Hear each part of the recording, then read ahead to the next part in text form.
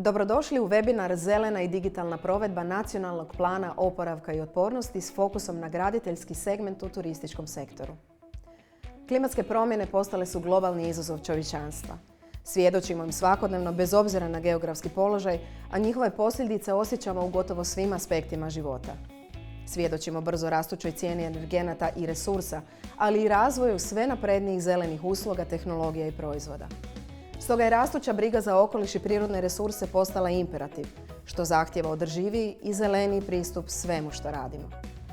Prvi korak je stjecanje znanja i vještina u cilju prevencije brzo rastućih negativnih posljedica klimatskih promjena i neodrživog korištenja prirodnih resursa.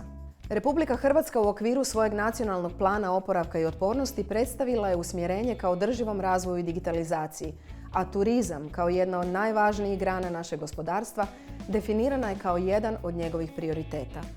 S tim ciljem realizirana je edukacija službenika Ministarstva turizma i sporta o uvjetima za odabir i prihvatljivost projekata, te izrada serije webinara namijenjenoj edukaciji krajnjih korisnika, vas, ulagača, s krajnjim ciljem ozelenjivanja i podizanja otpornosti vaših turističkih sadržaja, infrastrukture, usluga i proizvoda. Dobrodošli u seriju informativno-edukativnih webinara koji sadrže osnovne informacije o nužnoj otpornosti, održivom razvoju, kružnoj ekonomiji, očuvanju okoliša, klimatskim promjenama i bioraznolikosti, te digitalnoj tranziciji turističkog sektora, te s tim područjima povezanih EU politika, strategija te pravnog okvira EU i RH. Uložite svoje vrijeme u seriju kratkih webinara koji će vas educirati i informirati o načinima kako da svoju turističku ponudu učinite otpornom, održivom i digitaliziranom. Jer koristeći NPOO sredstva namijenjena unapređenju turističke infrastrukture i ponude, vaš turistički projekt steći će komparativnu prednost te dugoročno ostvariti smanjenje troškova poslovanja i otpornost na okolišne i ostale rizike. Jednostavne upute s konkretnim praktičnim primjerima omogućit će vam da postignete ne samo dodatnu atraktivnost svojeg turističkog proizvoda i ponude, već i pomoći da ostvarite povoljnije financiranje, porezne olakšice, kvalificirate se za integralnu tehničku, financijsku, marketinšku i administrativnu potporu, ali i ostvarite kriterije za potporu i poticaje za zelene i digitalne investicije.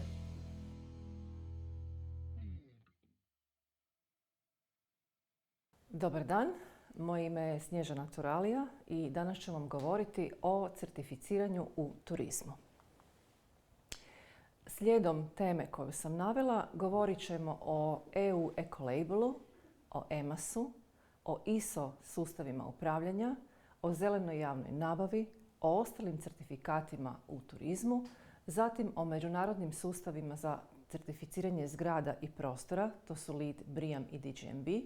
Govorit ćemo također o procjeni cjeloživotnog utjecaja na okoliš, analizi cjeloživotnih troškova i izračunu smanjenja emisija stakleničkih plinova, odnosno CO2 otisku.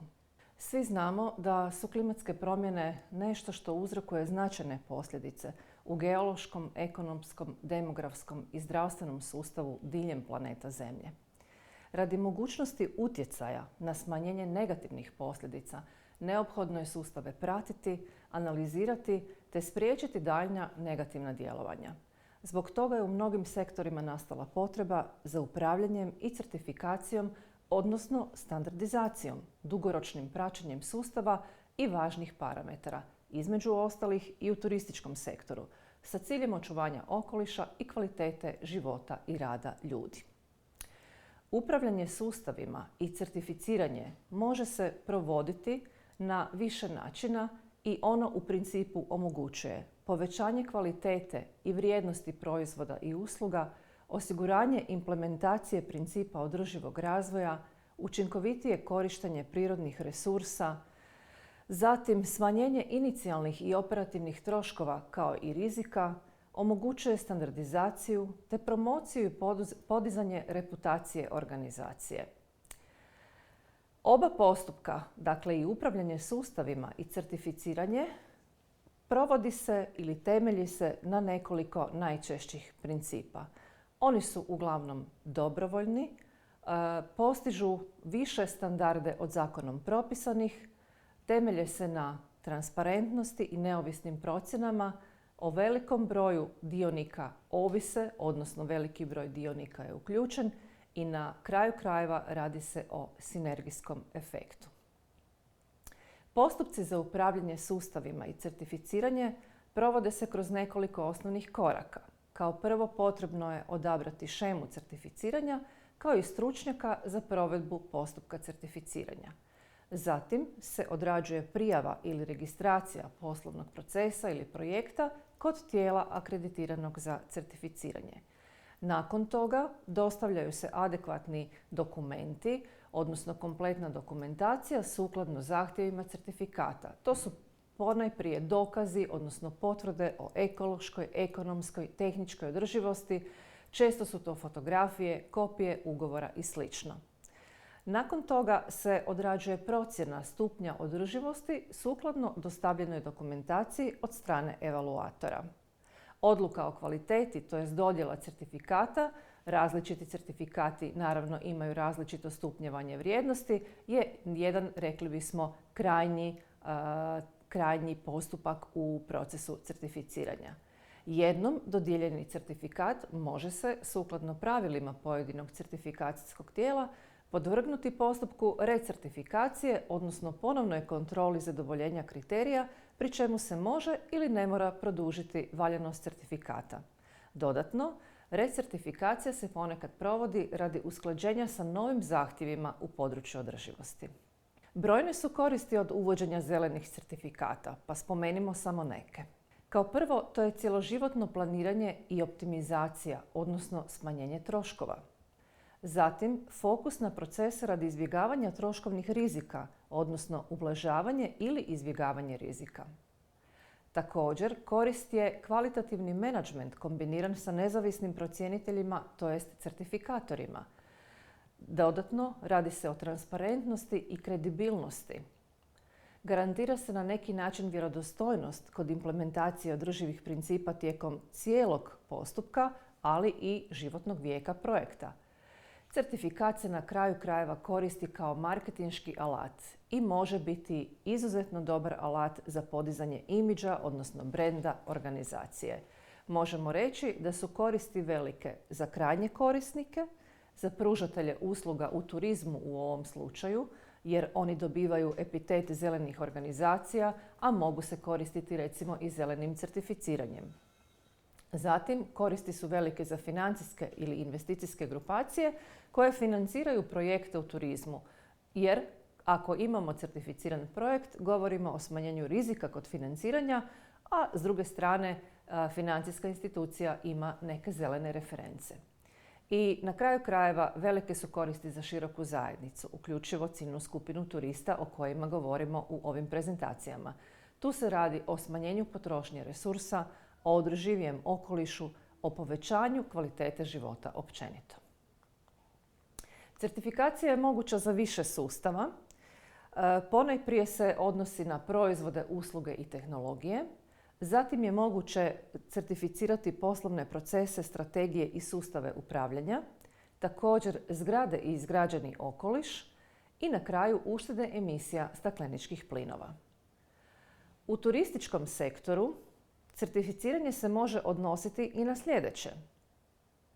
Na poslovanje, recimo tu govorimo o ekoturizmu, o zelenom turizmu, dakle neki poslovni subjekt ili organizacija se tako definira.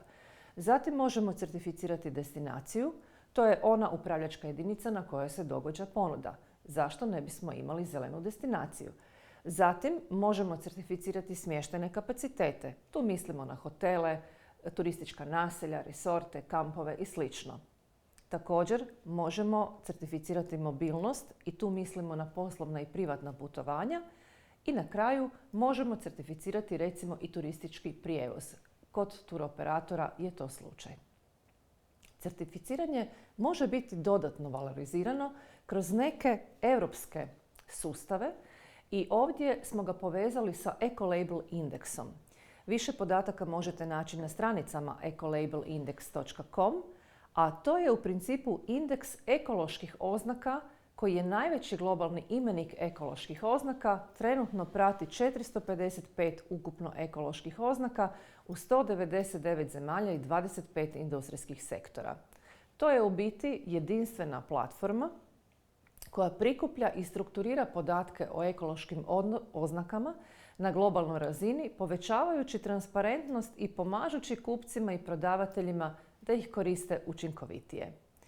Ecolabel Index Pro je takozvana usluga licenciranja organizacija koja nudi neke dodatne alate za procjenu, usporedbu i praćenje ekoloških oznaka. Osim Ecolabela, jedan od sustava koji je prepoznao zeleno certificiranje i koji ga podupire je organizacija Global Sustainable Tourism Council ili globalni standardi za putovanje i turizam. Dakle, to je organizacija, odnosno savjet, koji prepoznaje akreditaciju i priznavanje certifikata te razlike pojašnjava na sljedeći način. Kao prvo, certificiranje znači ocjenjivanje trećih strana turističke organizacije ili destinacije prema zadanom standardu. Zatim se radi o pojmu akreditacija, što znači intenzivna provjera procesa certificiranja. I na kraju imamo priznavanje. To je potvrda koju izdaje globalni standard za putovanje i turizam i to je u principu skup standarda koji koriste vlasnici standarda ekvivalentan kriterijima upravo tog savjeta. Više podataka možete naći na stranicama globalnog standarda za putovanje i turizam. Na sljedećem slajdu donosimo više, rekla bih to tako, logotipova, odnosno slikovnih prikaza nekih certifikata. Kao što smo ranije naveli, postoji ih više. Navodimo neke za inozemno i domaće certificiranje turističkih proizvoda i usluga, zatim certificiranje poslovnih procesa, zatim građevinskih proizvoda ili pak certificiranje zgrada i prostora oko nas. Na ovom slajdu vide se logotipi kao što su Eko Camping ili Plava zastava ili turistički cvijet za kvaliteta za Hrvatsku. To su neki od prepoznatljivijih certifikata u samom turističkom sektoru. Zatim vidimo recimo Energy Plus koji se odnosi na iskorištenje energije u određenim sustavima. Vidimo ovdje Ecolabel i EMAS o kojima ćemo kasnije pričati, koji su u stvari europski klasificirani certifikati. Vidimo neke od logotipova kao što su Nature Plus i Cradle to Cradle koji u stvari se koriste u certificiranju proizvoda koji se upotrebljavaju u graditeljstvu. Vidimo neke certifikate, odnosno njihove oznake za prepoznavanje smanjenja utjecaja otiska CO2 na okoliš, kao recimo što je Climate Positive koji se odnosi na zgrade koje imaju smanjenu emisiju CO2 otiska i na kraju vidimo neke od svjetskih primjera međunarodnih standarda za zelenu gradnju. To su LEED, BREEAM i DGNB sustav. Ono što je važno napomenuti, u Hrvatskoj postoje institucije koje promoviraju društveno odgovorno poslovanje kao jednu od inicijativa koja doprinosi pozitivnim i odgovornim oblicima poslovanja. To možda nije klasičan certifikat, no predstavit ćemo ipak HRPSOR. To je kratica od Hrvatskog poslovnog savjeta za održivi razvoj, koji je u stvari dio svjetske organizacije u čijem se članstvu nalaze brojne respektabilne organizacije iz Hrvatske. Više o ovoj organizaciji možete pronaći na njihovoj stranici. A koja je u biti misija? Misija je jačanje svijesti o održivom razvoju kao temeljnom razvoju Republike Hrvatske, uvođenje održivog razvoja u razvojne, nacionalne, gospodarske i druge strategije. Ciljevi ove organizacije su u principu zastupati gospodarske interese u održivom razvoju prema Vladi Republike Hrvatske, podupirati usmjerenja prema održivom razvoju u gospodarskom, političkom, pravnom i društvenom životu i poticati promjene koje će pospješiti prijelaz na održivi razvoj u Hrvatskoj, zastupati gospodarstvo u pitanjima u vezi s održivim razvojem i na takav način predstavljati i Hrvatsku na međunarodnoj razini. Dakle, ovdje se više govori o tome da tvrtke, osim što trebaju pokazati da su održive, mogu pokazati i da su društveno odgovorne. I na kraju krajeva govorimo o temi koja je vezana uz određene rizike u turizmu. Znači, u turizmu postoje brojni rizici koji se mogu dijelom predvidjeti, smanjiti ili zaobići i to uz korištenje zelenih certifikata. Neki od rizika su, na primjer, Brze promjene navika turista i promjene sustava vrijednosti. Svi znamo da se događa ad hoc turizam, da je velika osjetljivost identiteta, odnosno identiteta destinacije koju donosi u stvari globalizacija i imamo nešto što se zove nova generacija turista, milenijalci, generacija Z. Oni se drugačije ponašaju i to treba predvidjeti. Jedan od velikih rizika je sigurno i sigurnosni aspekt i to u smislu i labilne ekonomije, pa i ove pandemije koju proživljavamo, jednako tako terorizam, migracije, pa i neke demografske promjene. I ono što je jedna velika skupina novih rizika svakako su klimatske promjene. One donose promjene u prirodni izgrađeni okoliš, vezane su uz energiju, otpad i slično. I na kraju ćemo spomenuti digitalizaciju. Tu se u stvari radi o novim oblicima komunikacije putem društvenih mreža, Internet of Things, takozvani.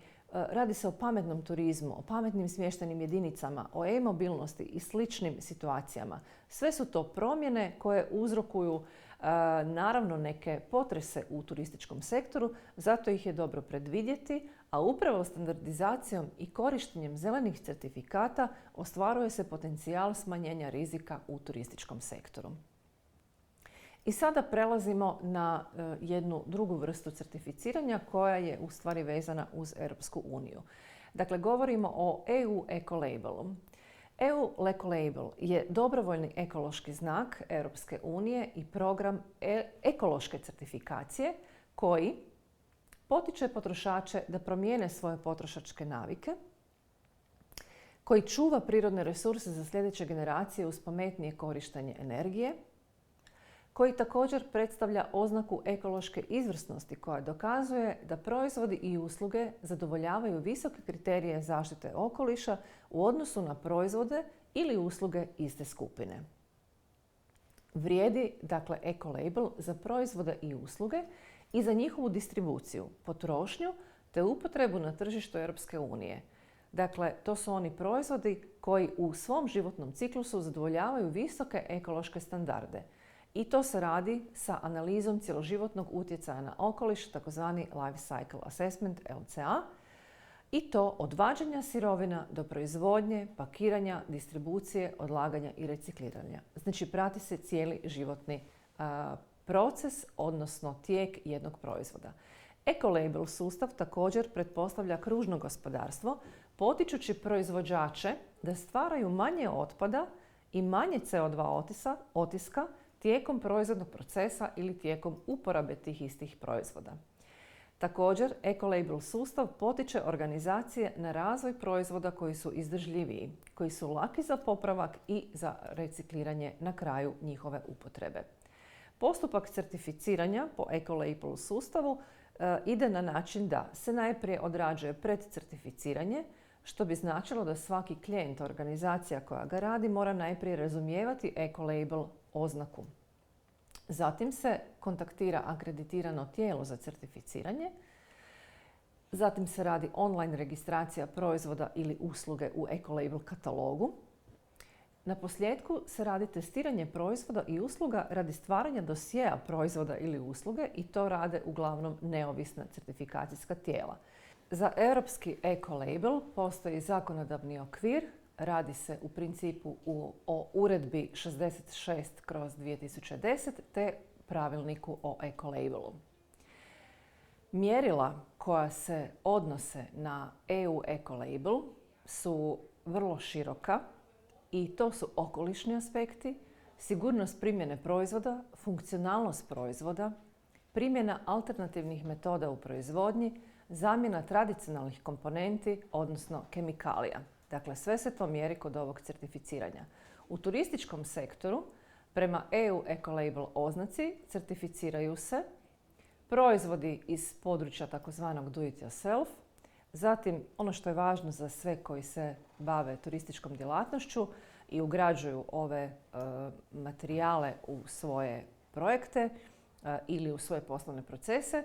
Dakle, po Ecolabel sustavu se mogu certificirati papir, tepisi, sredstva za čišćenje, odjeća i tekstil, elektroničke naprave, proizvodi za osobnu higijenu, namještaj, madraci i sl. Više informacija donosimo na nekoliko web stranica koje možete vidjeti na slajdu. Nakon certifikata kojeg smo povezali sa proizvodima, krećemo na informacije o takozvanom EMAS-u. EMAS je Eco Management and Audit Scheme. Dakle, radi se u stvari o dobrovoljnom sustavu upravljanja okolišem koji je harmoniziran na razini Europske unije. To je sustav ekološkog upravljanja i neovisnog ocjenjivanja kojim organizacije procjenjuju utjecaj njihove djelatnosti na okoliš, informiraju javnost o trenutnoj procjeni stanja utjecaja te unapređuju učinkovitost rada u skladu sa zahtjevima zaštite okoliša. Dakle, ako je ekolabel bio za proizvode, EMAS je za organizacije. To je dobrovoljni sustav za ekološko upravljanje i neovisno ocjenjivanje namijenjeno organizacijama svih tipova i veličina te u svim ekonomskim sektorima, javnim i privatnim djelatnostima, odnosno pravnim i fizičkim osobama sve do obrtnika. 6 je kriterija mjerenja održivosti organizacija u smislu EMAS-a. To su energetska učinkovitost, učinkovitost korištenja materijala, vode, otpada, bioraznolikost i emisije stakleničkih plinova, odnosno CO2. Što se tiče zakonskog okvira, radi se također o uredbi koja se povezuje sa brojem 1221/2009 i postoje neki sektorski referentni dokumenti na razini Europske komisije, kao što je i Zakon o zaštiti okoliša, EMAS i sl. Koristi od EMAS-a su zaista velike. To su prije svega usklađenost sa propisima o zaštiti okoliša, dokumentiranje ispunjenih zakonskih obaveza i to u smislu energetskog pregleda, gospodarenja otpadom, emisija u zrak, vodu i sl. Zatim, to su unaprijed pripremljeni podaci za implementaciju norme ISO 50001. Regulatorne olakšice, subvencioniranje postupka registracije, dakle sve je to već pripremljeno kroz EMAS.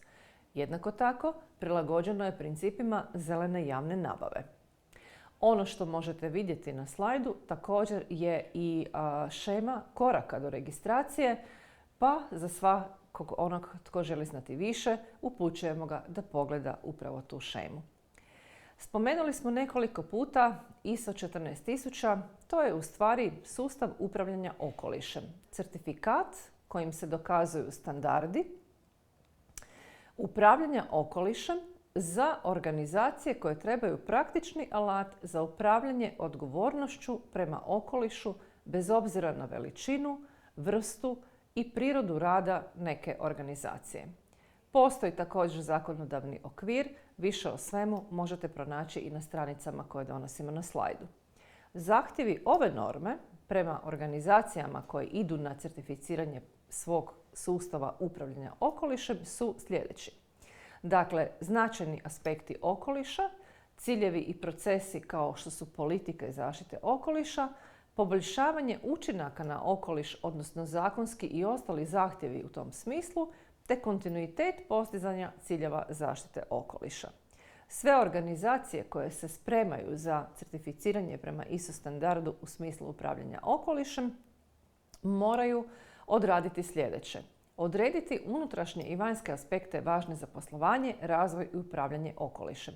Definirati svoje ciljeve, dati politiku zaštite okoliša, provoditi mjere za postizanje ciljeva kroz poslovne procese, jednako tako osigurati sredstva za održavanje sustava upravljanja okolišem, poboljšati svoj učinak na okoliš, to je krajnji cilj, dakle i kroz zakonski zahtjeve i kroz neke radnje koje se odrađuju u organizacijama. I moraju održavati dokumentirane podatke i informacije gdje je moguća na neki način i javna objava tih informacija. Na kraju krajeva moraju provoditi vrednovanje, odnosno nadziranje i internu valorizaciju ili evaluaciju svih procesa. Predviđeni rezultati ovog sustava upravljanja okolišem uključuju prije svega povećanje uspješnosti upravljanja okolišem, ispunjenje obaveza usklađenosti, ostvarenje ciljeva povezanih s okolišem i dakle dolazimo do sljedeće norme. To je norma 50001. koja se odnosi na upravljanje energijom.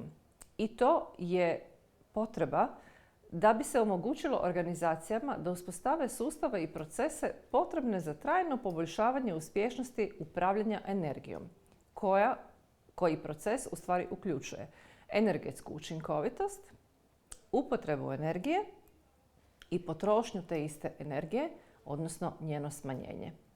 U normi se utvrđuju zahtjevi za sustav upravljanja energijom u organizaciji i isto tako uspješnom provedbom tog sustava podupire se kultura poboljšavanja uspješnosti upravljanja energijom koja ovisi o opredjeljenosti na svim razinama organizacije, osobito na razini uprave. Dakle, sve ide od vrha prema dnu i norma djeluje kroz takozvani ciklus planirati, provesti, provjeriti pa djelovati. Više informacija možete pronaći na danim stranicama. Dolazimo do sustava zelene javne nabave, koja u principu se odnosi na one koji su obveznici javne nabave. A ona predstavlja dobrovoljni instrument zaštite okoliša kojim se potiče zaštita okoliša i održiva potrošnja i proizvodnja. To je postupak kojim naručitelji nabavljaju robu, radove i usluge definiranim mjerilima koji sadrže ključne pritiske na okoliš, a odnose se na potrošnju resursa i energije, učinak na bioraznolikost i eutrofikaciju, toksičnost, emisiju onečišćujućih tvari, stakleničkih plinova i CO2 otisak, te nastajanje otpada na mjestu nastanka. Mjerila za svaku skupinu predmeta nabave imaju dvije razine i tu govorimo o osnovnim mjerilima, to su mjerila koja obuhvaćaju osnovne okolišne faktore, te se njihova primjena odražava pozitivnim utjecajem na okoliš. Zatim, to su sveobuhvatna mjerila, odnosno mjerila namijenjena naručiteljima koji nastoje nabaviti ekološki najbolje i najnaprednije proizvode koji su trenutno dostupni na tržištu. Implementacija sveobuhvatnih mjerila zahtijeva nešto veće troškove i širi opseg administracije, te stoga treba na to pripaziti. Zakonski okvir, naravno odluka o zelenoj javnoj nabavi, više o svemu možete pronaći i o nacionalnom akcijskom planu za zelenu javnu nabavu, a sve skupa je povezano i sa Europskim zelenim planom. I dolazimo napokon do certifikata kojeg izdvajamo jer se odnosi na građevinske proizvode, na one koji se koriste u graditeljstvu. Radi se o certifikatu pod nazivom Cradle to Cradle ili od koljevke do koljevke, što bi značilo da je to certifikat koji je globalno prepoznat i kojim se mjeri održivost proizvoda u graditeljstvu sa pretpostavkom da se proizvode prema principima kružnog gospodarstva. Ako proizvodi posjeduju Cradle to Cradle certifikat, cijeli građevinski projekt može biti pozitivno ocijenjen sukladno zahtjevima međunarodnih certifikata za zelenu gradnju. Dakle, uvijek ako certificirate prema nekom standardu međunarodnom za zelenu gradnju cijeli projekt, dobro je da su u projektu uključeni oni proizvodi koji imaju Cradle to Cradle ili slične certifikate. Postoji nekoliko kategorija ocjenjivanja kod Cradle to Cradle certifikata i to su zdravstveni aspekt materijala, zatim ponovna upotreba materijala, odnosno mogućnost ponovne upotrebe, upotreba obnovljivih izvora energije, upravljanje sa CO2 otiskom, upravljanje vodom, odnosno vodni menadžment i na kraju društvena pravednost. Više informacija možete pronaći na stranicama vezanim uz Cradle to Cradle certifikat. S obzirom da Europa želi postati klimatski neutralan kontinent do 2050. godine, mi smo donijeli ovdje kroz ovu prezentaciju još nekoliko informacija o tome koji su zahtjevi u graditeljstvu u odnosu na smanjenje CO2 otiska i povećanje obnovljivih izvora energije, odnosno smanjenje potrošnje energije.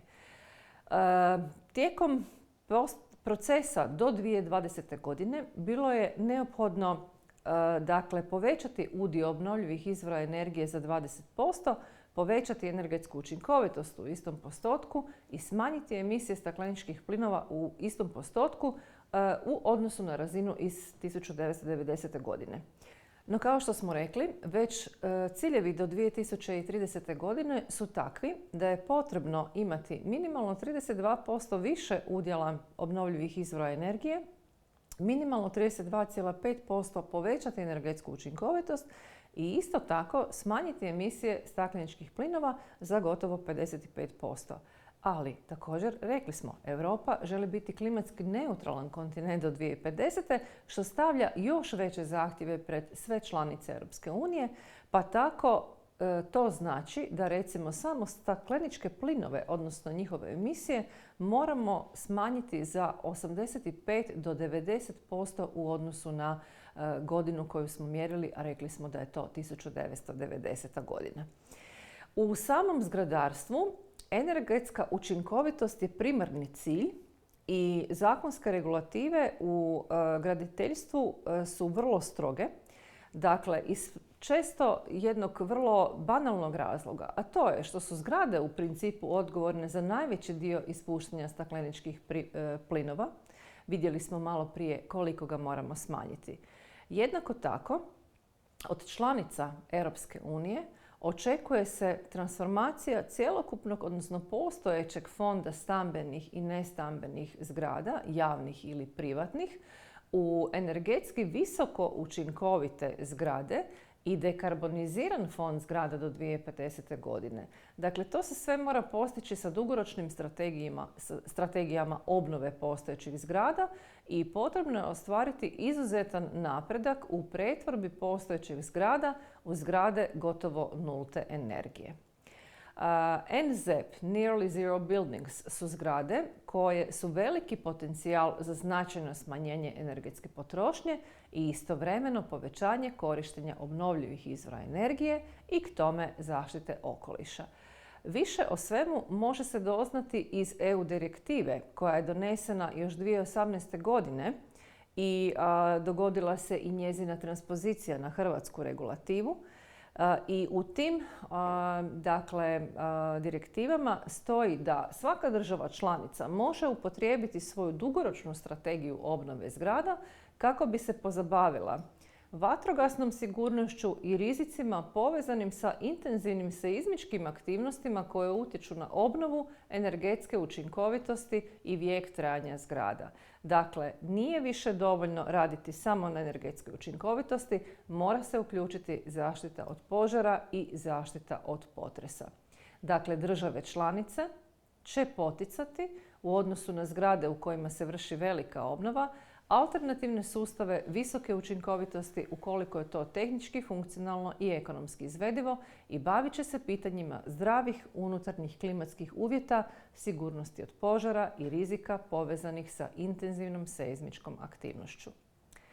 U Hrvatskoj je dakle na snazi standard gradnje kao NZEB, znači Nearly Zero Energy Buildings.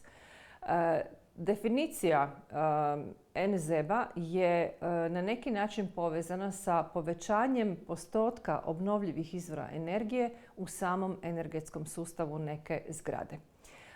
Mi govorimo na razini Republike Hrvatske o tehničkom propisu o racionalnoj uporabi energije i toplinskoj zaštiti u zgradama, pri čemu zgrada gotovo nulte energije je svaka ona zgrada koja ima vrlo visoka energetska svojstva. Ta gotovo nulta, odnosno vrlo niska količina energije trebala bi se u vrlo značajnoj mjeri pokrivati energijom iz obnovljivih izvora, uključujući energiju iz obnovljivih izvora koja se proizvodi na samoj zgradi ili njezinoj blizini. Dane su od Ministarstva prostornog uređenja, graditeljstva i državne imovine i određene smjernice kako za profesionalce, tako i za privatne investitore, pa je potrebno pronaći ih na stranicama upravo spomenutog ministarstva. Naravno, NZEB možemo definirati i kroz energetski certifikat zgrade koji je u našoj zemlji obligatoran, odnosno obavezan, i to je onaj minimalni tehnički standard koji je potrebno dostići kod svih novoprojektiranih zgrada. Napokon dolazimo i do nečeg što se odnosi na sustave certificiranja zgrada i prostora za neku višu razinu održivosti. Postoje međunarodni sustavi certificiranja zgrada i prostora koji se baziraju na višim ciljevima od onih propisanih zakonom u pojedinoj zemlji.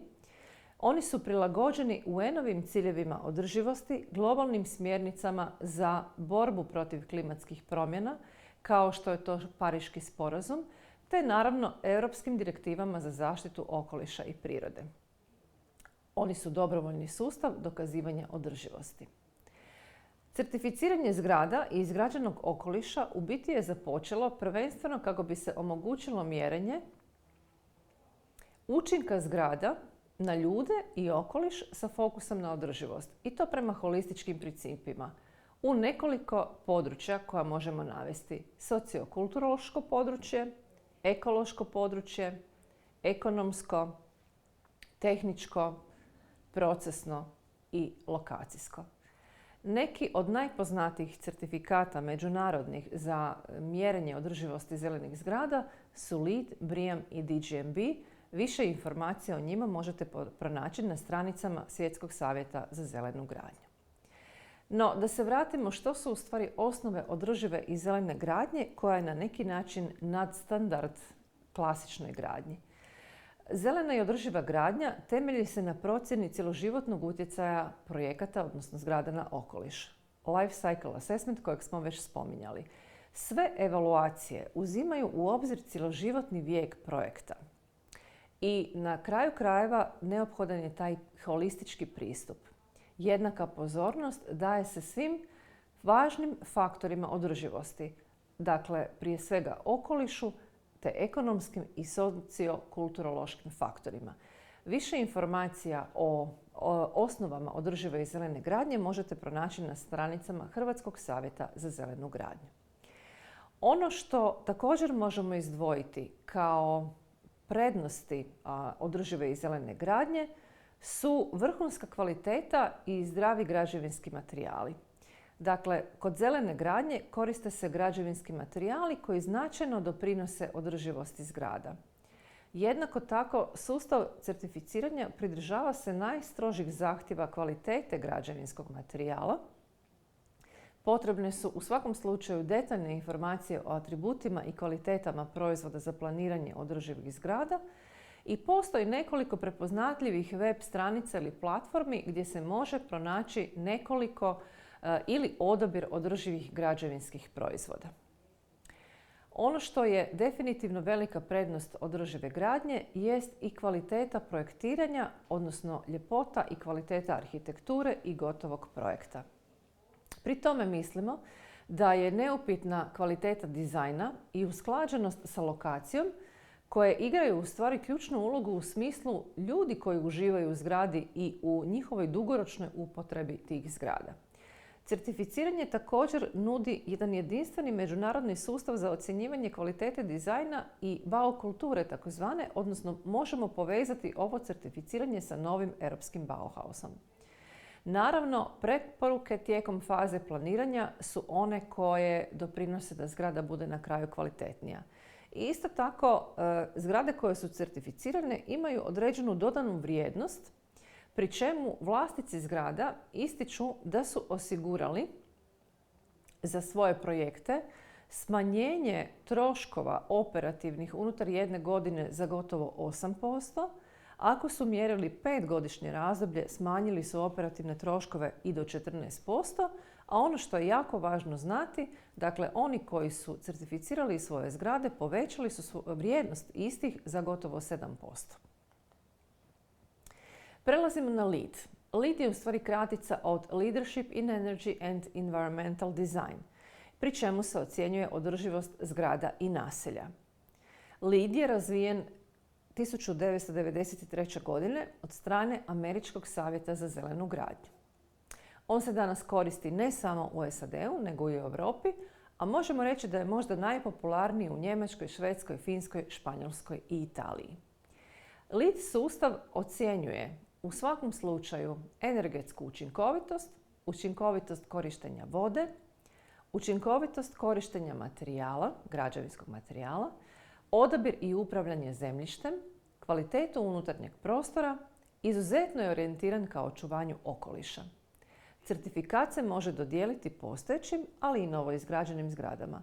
Više informacija pronađite na stranicama LEED-a, odnosno Američkog savjeta za zelenu gradnju. Prelazimo na sustav BREEAM. To je britanski sustav certificiranja zgrada i okoliša i isto tako je jedna vodeća svjetska metoda procjene održivosti za projekte velikih dimenzija, infrastrukturu i zgrade. On je razvijen od strane BREE instituta iz Velike Britanije. On također prepoznaje i odražava vrijednost imovine s većim učinkom u čitavom životnom ciklusu izgrađenog okoliša. BREEAM se može koristiti za ocjenjivanje održivosti novogradnje, zgrada u obnovi te čitavih urbanih blokova. On je isto tako dobrovoljan i neovisni stručnjaci procjenjuju zadovoljenje nekih kriterija, kao što su procjena učinka na okoliš, društvena i ekonomska održivost projekta, dobrobit i zdravlje ljudi kao krajnjih korisnika zgrada, zaštita prirodnih resursa te povećanje vrijednosti nekretnina. Više o svemu na stranicama bream.com.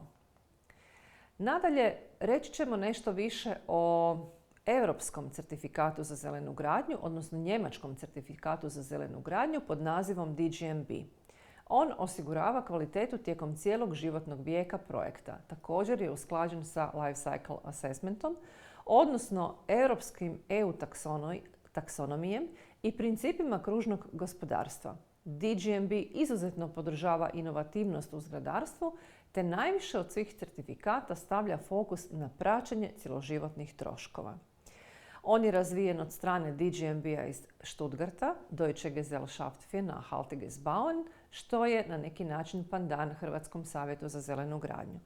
DGNB je također dobrovoljan sustav certifikacije sa neovisnom procjenom zadovoljenja kriterija. Više informacija možete naći na stranicama dgnb.de ili stranicama Hrvatskog savjeta za zelenu gradnju, no prije svega bismo mogli reći da se DGNB certifikat koristi za zgrade u upotrebi, za zgrade u fazi planiranja, za postojeće zgrade kod renovacije, za novogradnju i za neke velike intervencije u čitavim urbanim blokovima. Kriteriji koji se mjere kod DGNB-a su u principu vezani uz nekoliko područja kvalitete. Radi se o ekološkoj kvaliteti i pri tome mislimo na stupanj iskoristivosti zemljišta, bioraznolikost, upravljanje vodama, zdrave materijale, energiju i klimu. Sljedeća kategorija kvalitete je ekonomska. Pri tome mislimo na dostupnost zgrada prema svim ciljanim skupinama, njihovu prilagodbu te visoku komercijalnu održivost. Nadalje, kategorija kvalitete je sociološka i kvaliteta funkcionalnosti. Pri tome mislimo na udobnost sa višednevnog svjetla, mislimo na kvalitetu unutarnjeg zraka, na sigurnost i na dizajn za sve koji koriste zgrade. Zatim govorimo o tehničkoj kvaliteti, pri čemu je možda najvažnija mobilnost, požarna i potresna otpornost, sustavi za čišćenje te korištenje principa kružnog gospodarstva. Zatim dolazi procesna kvaliteta koja se odnosi na uključivost svih mogućih ciljnih skupina koje rade na samom projektu. Zatim tu govorimo o konstrukciji, o poslovanju i o postupcima koji se odnose na legislativu, odnosno zakonske performanse.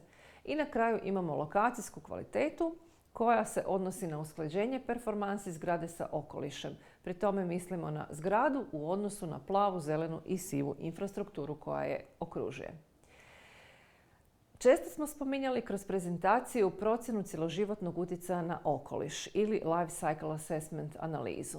Dakle, ona se odnosi na održivo projektiranje, izgradnju i korištenje objekata temeljen na procjeni učinka na okoliš, na društvene aspekte koji uključuju i zdravlje i dobrobit korisnika građevina, udobnost i druge društvene koristi kao i ekonomske aspekte te ukupne životne troškove građevine. Procjena životnog ciklusa, poznata kao LCA ili procjena cjeloživotnog utjecaja na okoliš, alat je za procjenu utjecaja proizvoda ili materijala na okoliš od njegovog podrijetla do odlaganja, odnosno tijekom cijelog životnog ciklusa. Upravo to možemo vidjeti na shemi koja je dana na ovom slajdu. Više o svemu potražite na stranicama koje govore o procjeni cjeloživotnog utjecaja na okoliš.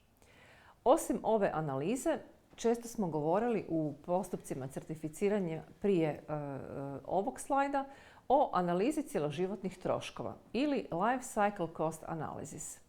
Dakle, to je metoda analize troškova cijelog životnog ciklusa nekog proizvoda.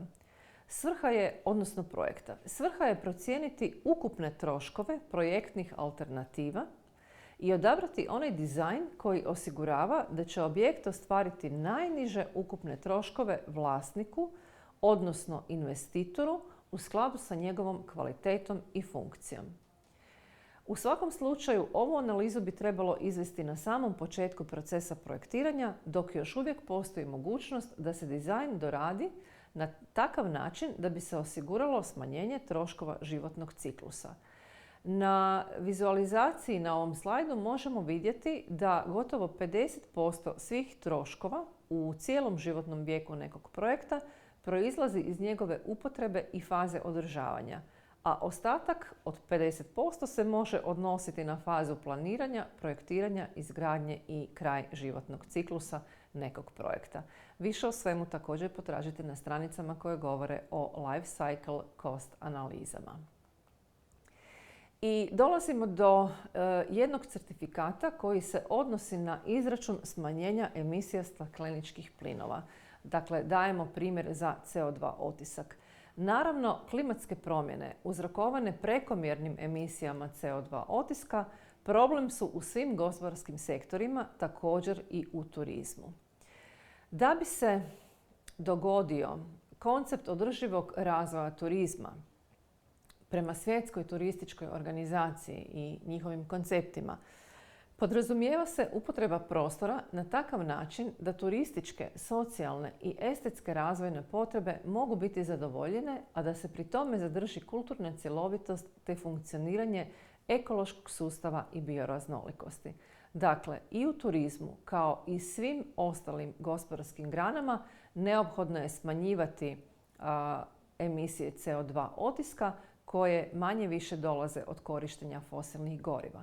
Ono što je važno naglasiti, Europska unija kao kontinent se trudi izrazito postići smanjenje CO2 otiska, iako je to globalni problem i naravno svaki kontinent mora raditi na ciljevima za smanjenje, a jednako tako mora uzeti u obzir sve gospodarske sektore i u njima postizati ciljeve za smanjenje CO2 otiska. Izračun smanjenja emisija CO2 otiska je ključni faktor neutralizacije negativnih utjecaja na okoliš. Ta ugljična neutralnost postiže se izračunavanjem ugljičnog otiska i smanjenjem na nulu, kombinacijom internih mjera učinkovitosti i podržavanjem projekata sa smanjenim vanjskim emisijama.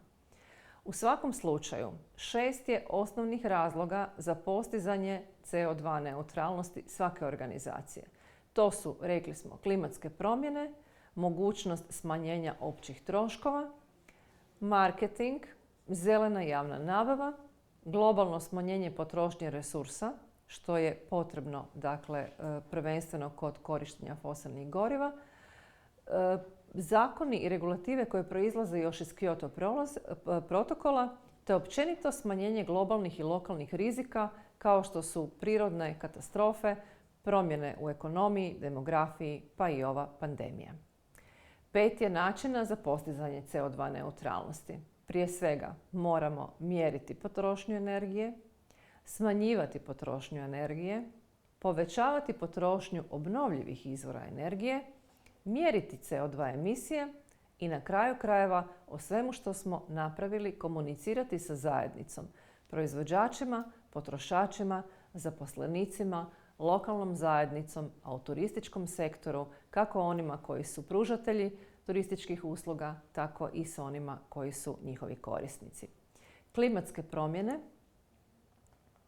u svakom slučaju donose možda najveći rizik u turizmu, ali nas i upozoravaju što sve možemo učiniti da bi se kroz zelena certificiranja pripremili na iste te promjene i napravili najbolje moguće za ljude i okoliš. Danas se procjenjuje da više od trećine turista preferira zelene turističke proizvode i usluge i spremna ih je platiti od 20 do 40% više. Održivi turizam istovremeno je kompetitivniji, raste i do 7% brže. Dodana se vrijednost očituje u olakšanom poslovanju s investitorima, u stvaranju radnih mjesta veće dodane vrijednosti, kao i u povećanom zadovoljstvu lokalne zajednice. Pogledajte i ostale webinare u okviru edukacije Zelena i digitalna provedba Nacionalnog plana oporavka i otpornosti, steknite razumijevanje, znanje i potražite dodatne informacije. Učinite svoju turističku ponudu održivijom i zelenijom, te digitalizirajte koristeći bespovratna sredstva iz Nacionalnog plana oporavka i otpornosti.